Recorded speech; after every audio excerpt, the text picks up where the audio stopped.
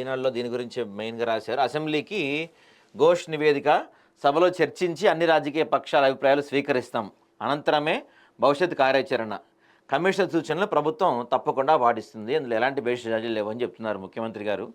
చూద్దాం, దాని గురించి చాలా మాడాల్సింది మనం, కాళేశ్వరం దాని గురించి. ఇక ఓవెల్లో ఒక అద్భుతం జరిగింది. ఉత్కంఠపూర్లో భారత్ విజయం, విజృంభించిన సిరాజ్. మామూలుగా ఇలా బౌలింగ్ నిన్న మనోడు.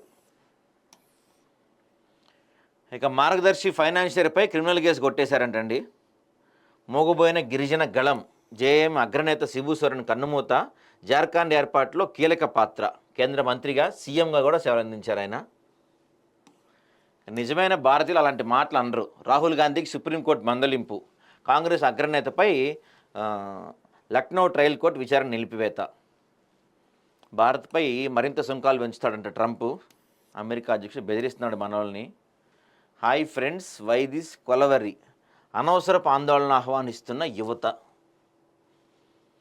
ఇది చూడండి, ఇది రాజ్భవన్ రోడ్లో సగం దాదాపు దీన్ని ఏమంటారు, డివైడర్ మునిగిపోయింది ఆల్మోస్ట్.